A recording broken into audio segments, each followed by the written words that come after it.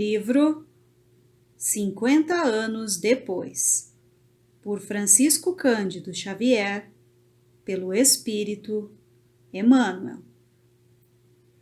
Primeira parte 1. Uma família romana. Varando a multidão que estacionava na grande praça de Esmirna, em clara manhã do ano 131 da nossa era, marchava um troço de escravos jovens e atléticos, conduzindo uma liteira ricamente ataviada ao gosto da época. De espaço a espaço, ouviam-se as vozes dos carregadores exclamando: "Deixai passar o nobre tribuno Caio Fabrícios, lugar para o nobre representante de Augusto, lugar, lugar." Desfaziam-se os pequenos grupos de populares, formados à pressa em torno do mercado de peixes e legumes, situado no grande logradouro, enquanto o rosto de um patrício romano surgia entre as cortinas da liteira com ares de enfado, a observar a turba rumorosa. Seguindo a liteira, caminhava um homem dos seus 45 anos presumíveis, deixando ver nas linhas fisionômicas o perfil israelita, tipicamente características, e um orgulho silencioso e inconformado. A atitude humilde, todavia, evidenciava a condição inferior e, conquanto não participasse do esforço dos carregadores, adivinhava-se-lhe no semblante contrafeito a situação dolorosa de escravo. Respirava-se, à margem do golfo esplêndido, o ar embalsamado que os ventos do Egeu traziam do grande arquipélago. O movimento da cidade crescera de muito naqueles dias inolvidáveis, sequentes à última guerra civil que devastara a Judéia para sempre. Milhares de peregrinos invadiram-na por todos os flancos, fugindo aos quadros terrificantes da Palestina, assolada pelos flagelos da última revolução aniquiladora dos derradeiros laços de coesão das tribos laboriosas de Israel, desterrando-as da pátria.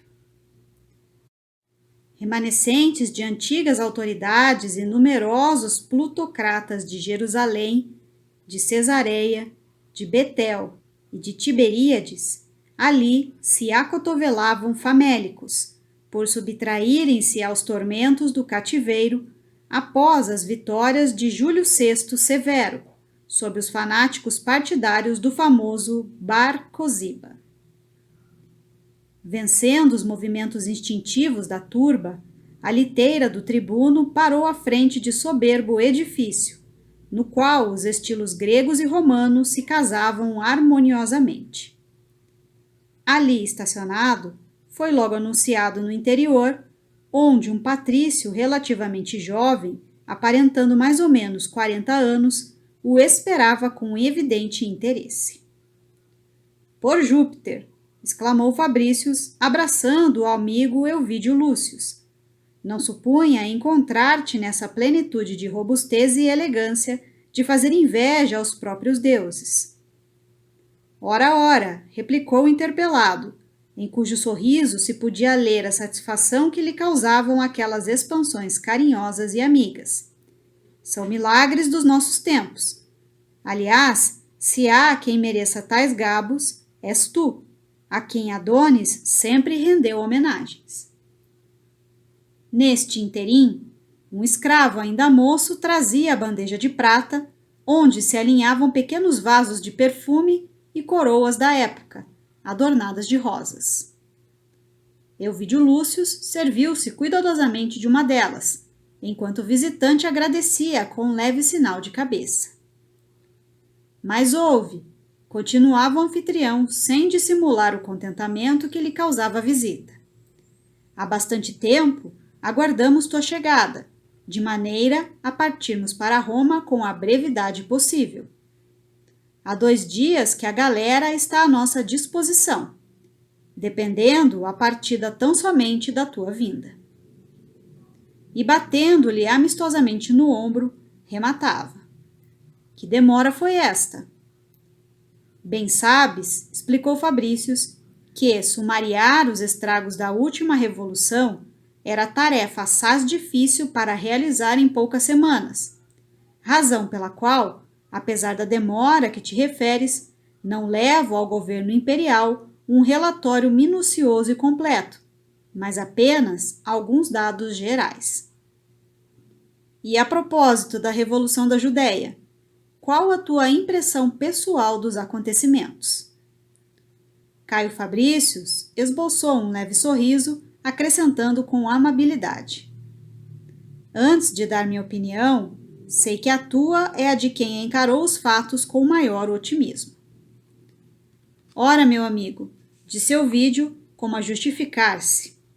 É verdade que a venda de toda a minha criação de cavalos da Idumeia para as forças em operações me consolidou as finanças, dispensando-me de maiores cuidados quanto ao futuro da família.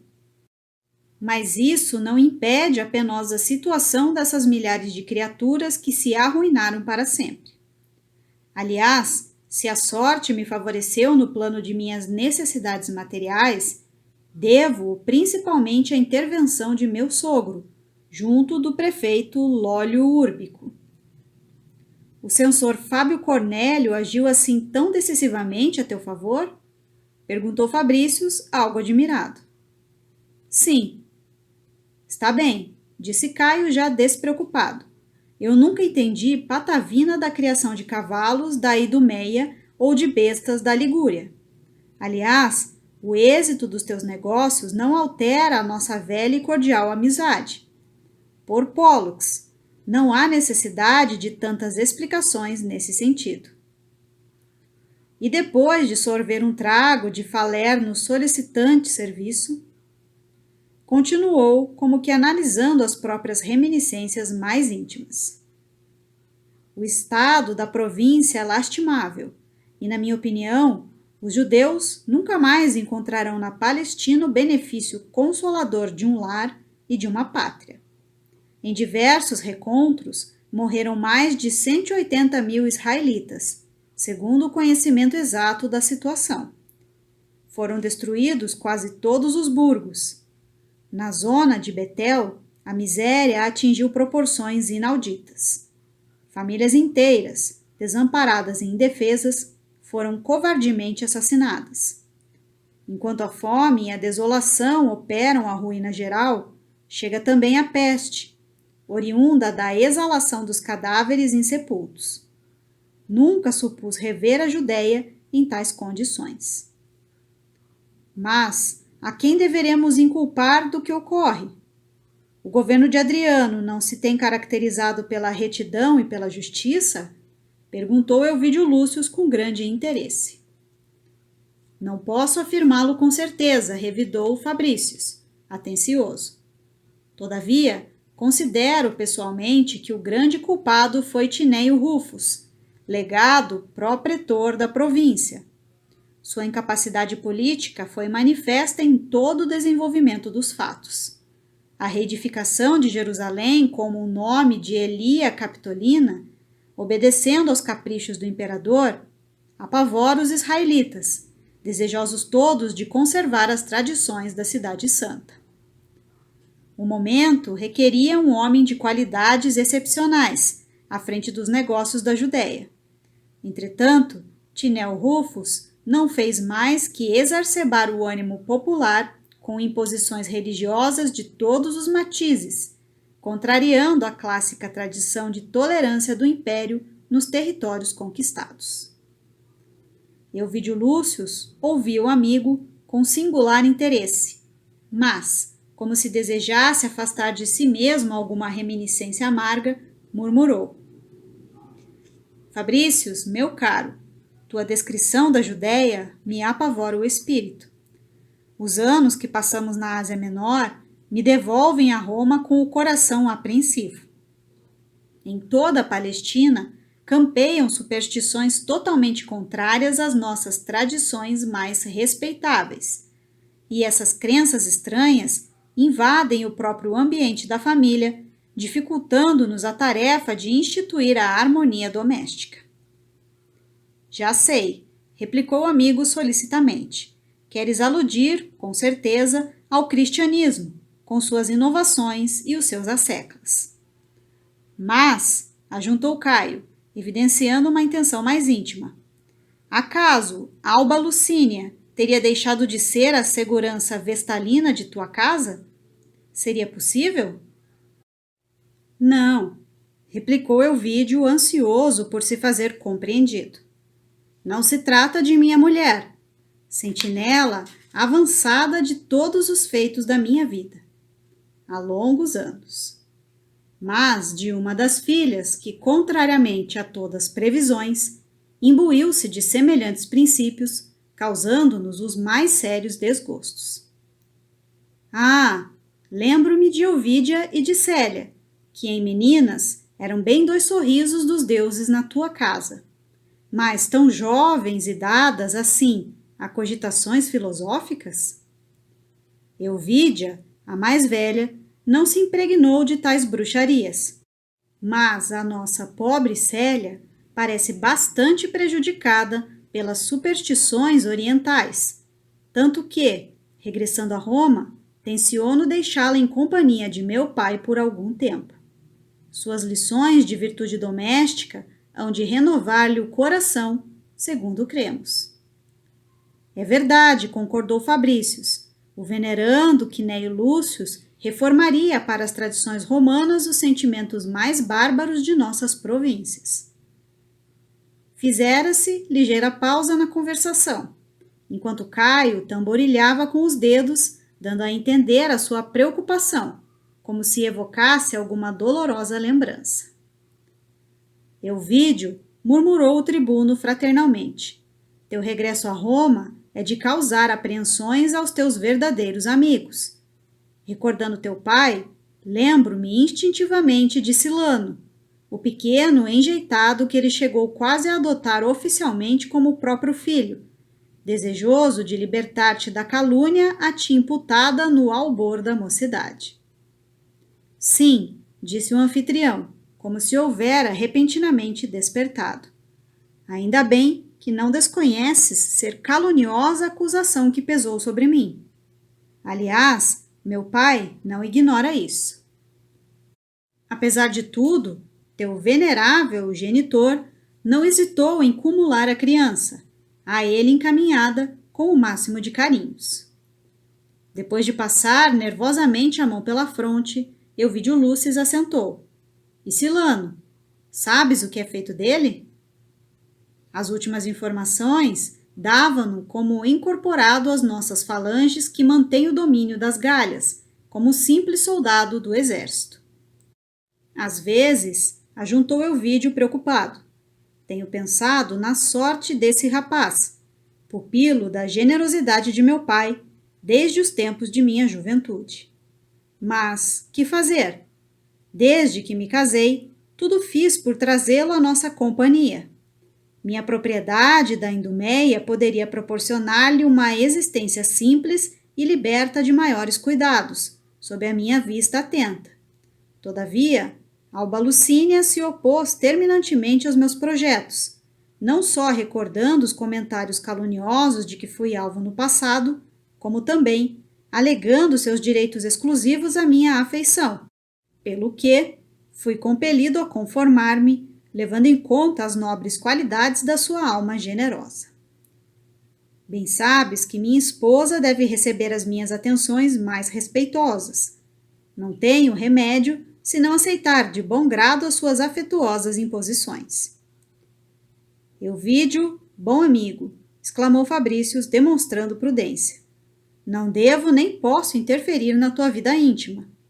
Problemas há, na vida, que somente os cônjuges podem solucionar entre si, na sagrada intimidade do lar. Mas não é apenas pelo caso de Silano que me sinto apreensivo relativamente ao teu regresso. E fixando o amigo bem nos olhos, rematou. Lembra-te de Cláudia Sabina? Sim, respondeu vagamente. Não sei se estás devidamente informado a seu respeito. Cláudia é hoje a esposa de Lólio Úrbico, o prefeito dos pretorianos. Não deves ignorar que esse homem é a personalidade do dia como depositário da máxima confiança do imperador. Euvídio Lúcio passou a mão pela fronte, como se desejasse afugentar uma penosa recordação do passado, revidando, afinal, para a tranquilidade de si mesmo. Não desejo exumar o passado, visto ser hoje um outro homem. Mas, se houver necessidade de ser prestigiado na capital do império, não podemos esquecer, igualmente, que meu sogro é a pessoa de toda a confiança, não só do prefeito a que aludes, como de todas as autoridades administrativas. Bem o sei, não ignoro também que o coração humano tem escaninhos misteriosos. Não acredito que Cláudia, hoje elevada às esferas da mais alta aristocracia, pelos caprichos do destino, haja olvidado a humilhação do seu amor violento de plebeia, espezinhado em outros tempos. Sim, confirmou Euvídio Lúcio com os olhos parados no abismo de suas recordações mais íntimas. Muitas vezes tenho lamentado haver nutrido em seu coração uma afetividade tão intensa. Mas, o que fazer? A juventude está sujeita a caprichos numerosos, e a maior parte das vezes não há advertência que possa romper o véu da cegueira. E estarás hoje menos moço para que te sintas completamente livre dos caprichos multiplicados da nossa época? O interpelado compreendeu todo o alcance daquelas observações sábias e prudentes, e como se lhe não prouvesse o exame das circunstâncias e dos fatos, cuja lembrança penosa o atormentaria, replicou sem perder o aparente bom humor, embora os olhos evidenciassem uma preocupação amargurosa. Caio, meu bom amigo, pelas barbas de Júpiter, não me faças voltar ao pélago escuro do passado. Desde que chegaste, nada me disseste além de assuntos penosos e sombrios. De início, é a miséria da Judéia, de arrepiar os cabelos, com os seus quadros de desolação e ruína. E depois, este voltado para o passado escabroso, como se não nos bastassem as atuais amarguras. Fala-me antes de algo que me consolide o repouso íntimo. Embora não saiba explicar o motivo, tenho o coração apreensivo quanto ao futuro. A máquina de intrigas da sociedade romana aborrece-me o espírito, que nunca encontrou ensejos de lhe fugir ao ambiente detestável. Meu regresso a Roma inquina-se de perspectivas dolorosas, embora não ouse confessá-lo. Fabrícius ouviu-o atento e compungido. As palavras do amigo denunciavam o profundo temor de retornar ao passado tão cheio de aventuras. Aquela atitude súplice atestava que a recordação dos tempos idos ainda lhe palpitava no peito, apesar de todos os esforços para esquecer. Reprimindo os próprios receios, falou então afetuosamente. Pois bem, não falaremos mais nisso. E, acentuando a alegria que lhe causava aquele encontro, continuou comovidamente. Então, poderia acaso esquecer-me de algo que me pedisses? Sem mais delonga, encaminhou-se para o átrio, onde os serviçais de confiança lhe esperavam as ordens, regressando à sala, acompanhado pelo desconhecido que lhe seguia a liteira, na atitude humilde de escravo. Euvídio Lúcio surpreendeu-se ao ver a personagem interessante que lhe era apresentada.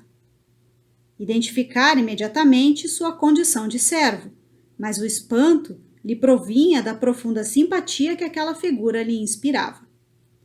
Seus traços de israelita eram iniludíveis, porém, no olhar, havia uma vibração de orgulho nobre, temperado de singular humildade. Na fronte larga, notavam-se cãs precoces, se bem que o físico denunciasse a pletora de energias orgânicas da idade matura. O aspecto geral, contudo, era de um homem profundamente desencantado da vida. No rosto, percebia-se o sinal de macerações e sofrimentos indefiníveis, impressões dolorosas, aliás compensadas pelo fulgor energético do olhar, transparente de serenidade. Eis a surpresa, frisou Caio Fabrícios alegremente. Comprei, como lembrança, esta preciosidade na feira de Terebinto, quando alguns de nossos companheiros liquidavam o espólio dos vencidos. Euvídio Lúcio parecia não ouvir, como que procurando mergulhar fundo naquela figura curiosa ao alcance de seus olhos, e cuja simpatia lhe impressionava as fibras mais sensíveis e mais íntimas. Admiras-te? Insistiu Caio, desejoso de ouvir as suas apreciações diretas e francas. Quererias, porventura, que te trouxesse um Hércules formidando? Preferi lisonjear-te com um raro exemplar de sabedoria. Euvídio agradeceu com um sinal expressivo, acercando-se do escravo silencioso com um leve sorriso. Como te chamas? Perguntou solícito. Nestório. Onde nascestes? Na Grécia? Sim, respondeu interpelado com um doloroso sorriso. Como pudeste alcançar Terebinto? Senhor, sou de origem judia, apenas de nascido em Éfeso. Meus antepassados transportaram-se à Jônia há alguns decênios, em virtude das guerras civis da Palestina. Criei-me nas margens do Egeu, onde mais tarde constituí família. A sorte, porém, não me foi favorável, tendo perdido minha companheira prematuramente devido a grandes desgostos. Em breve, sob o guante de perseguições implacáveis, fui escravizado por ilustres romanos que me conduziram ao antigo país de meus ascendentes. E foi lá que a revolução te surpreendeu? Sim. Onde te encontravas? Nas proximidades de Jerusalém. Falaste de tua família. Tinha apenas mulher? Não, senhor. Tinha também um filho. Também morreu? Ignoro. Meu pobre filho, ainda criança, caiu como seu pai na dolorosa noite do cativeiro. Apartado de mim, que o vi partir com o coração lacerado de dor e de saudade, foi vendido a poderosos mercadores do sul da Palestina. Euvídio Lúcio olhou para Fabrícios como a expressar a sua admiração pelas respostas desassombradas do desconhecido, continuando, porém, a interrogar. A quem servias em Jerusalém? A Cálios Flávios. Conheci-o de nome. Qual o destino do teu senhor? Foi dos primeiros a morrer nos choques havidos nos arredores da cidade, entre os legionários de Tineio Rufus e os reforços judeus chegados de Betel. Também combateste?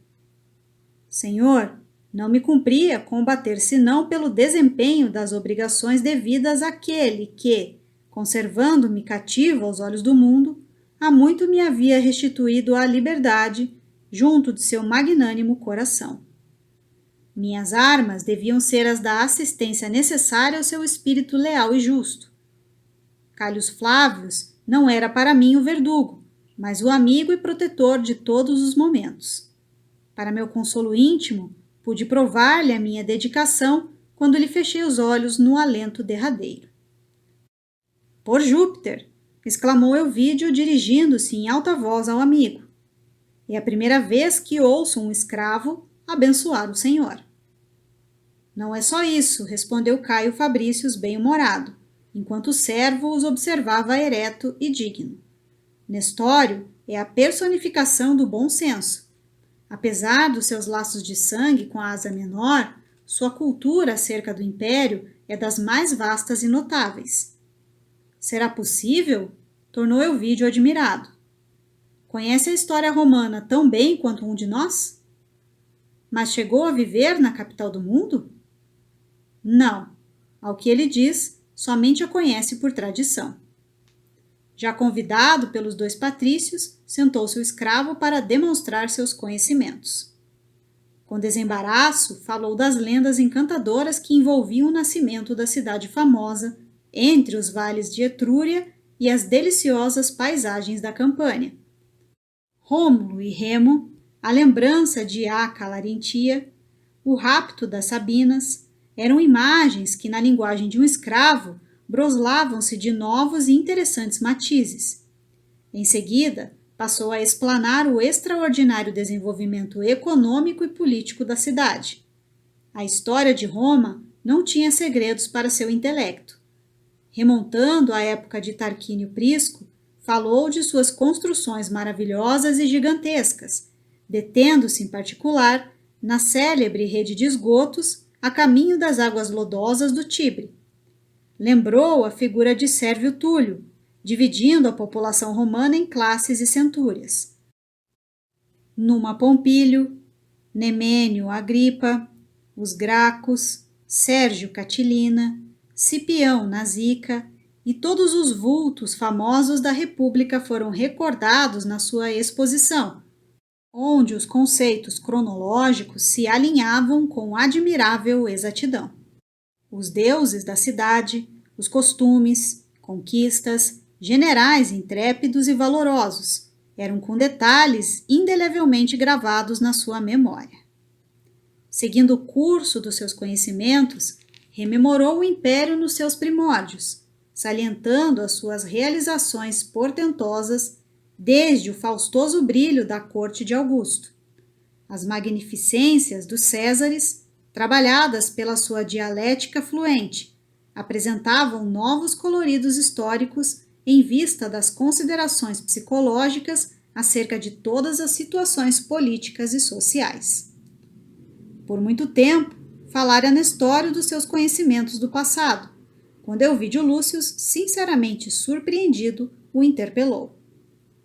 Onde conseguiste essa cultura radicada em nossas mais remotas tradições? Senhor, tenho manuseado todos os livros da educação romana ao meu alcance desde moço.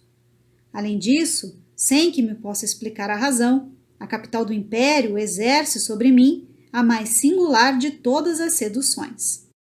Ora, ajuntou Caio Fabrício satisfeito, Nestório tanto conhece um livro de Salústio como uma página de Petrônio. Os autores gregos, igualmente, não têm segredos para ele. Considerada, porém, a sua predileção pelos motivos romanos, quero acreditar haja ele nascido ao pé de nossas portas. O escravo sorriu levemente enquanto Elvídio Lúcio esclarecia. Semelhantes conhecimentos evidenciam o interesse injustificável da parte de um cativo. E depois de uma pausa, como se estivesse arquitetando um projeto íntimo, continuou a falar, dirigindo o seu amigo. Meu caro, louvo-te a lembrança.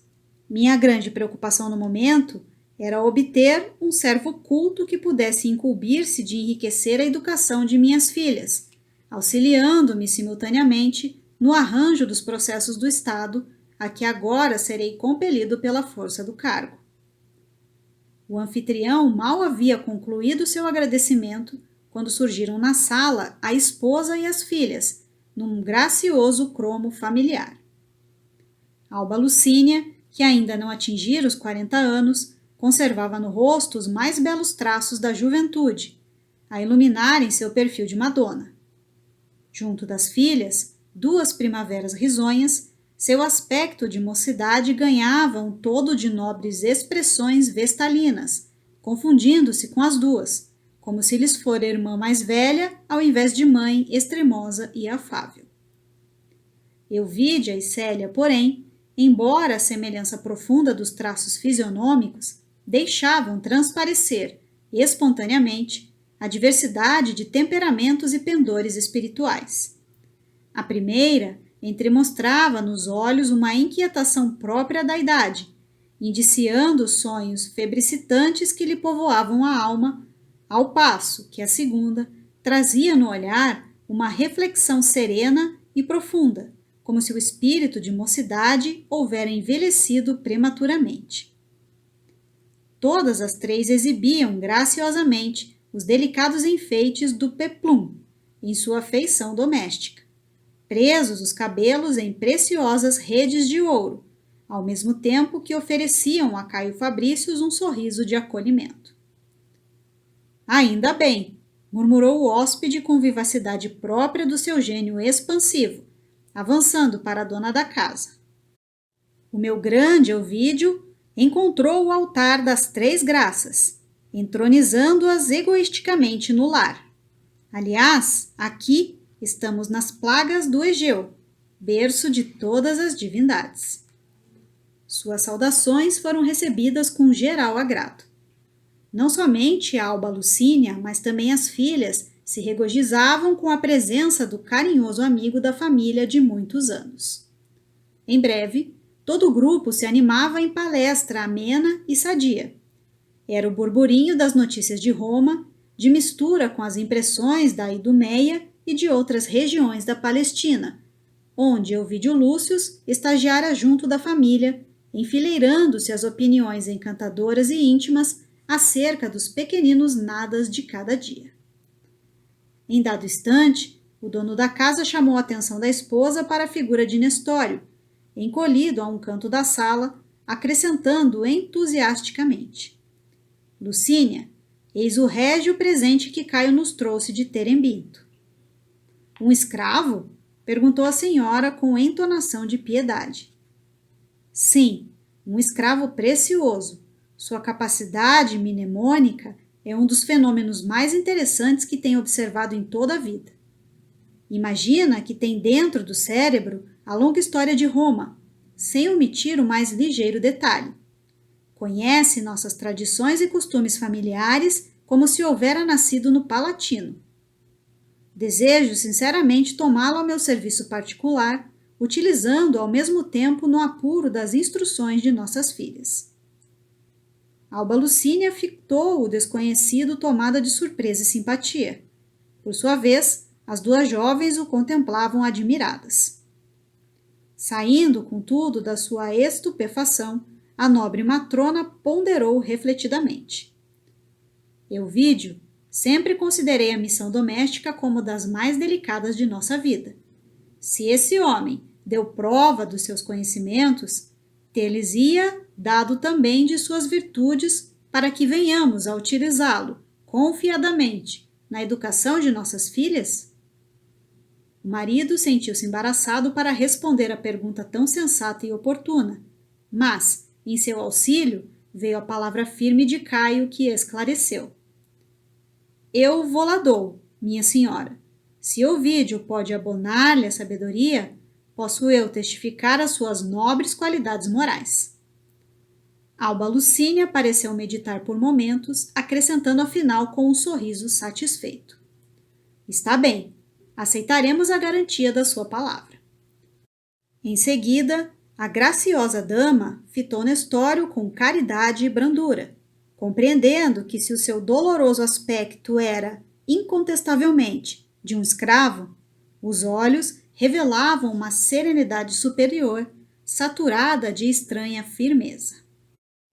Depois de 1 minuto de observação acurada e silenciosa, voltou-se para o marido dizendo-lhe algumas palavras em voz quase imperceptível, como se pleitasse a sua aprovação, antes de dar cumprimento a algum de seus desejos. Euvídio, por sua vez, sorriu ligeiramente, dando um sinal de aquiescência com a cabeça. Voltando-se então para os demais, a nobre senhora falou comovidamente. Caio Fabrícios, eu e o meu marido resolvemos que nossas filhas venham a utilizar a cooperação intelectual de um homem livre. E, tomando de minúscula varinha que descansava no bojo de um jarrão oriental, a um canto da sala, tocou levemente a fronte do escravo, obedecendo às cerimônias familiares com as quais o senhor libertava os cativos da Roma imperial, exclamando: Nestório, nossa casa te declara livre para sempre. Filhas, continuou a dizer sensibilizada, dirigindo-se às duas jovens, nunca humilheis a liberdade deste homem, que terá toda a independência para cumprir os seus deveres. Caio e Euvídio entreolharam-se satisfeitos, enquanto Euvídia cumprimentava de longe o liberto com um leve aceno de cabeça altiva. Célia aproximou-se do alforriado, que tinha os olhos úmidos de lágrimas, e estendeu-lhe a mão aristocrática e delicada, numa saudação sincera e carinhosa. Seus olhos encontraram o olhar do ex-escravo numa onda de afeto e atração indefiníveis. O liberto, visivelmente emocionado, inclinou-se e beijou reverentemente a mão generosa que a jovem Patrícia lhe oferecia. A cena comovedora perdurava por momentos, quando, com surpresa geral, Nestório se levantou do recanto em que se achava e, caminhando até o centro da sala, ajoelhou-se ante os seus benfeitores, osculando humildemente os pés de Alba Lucínia.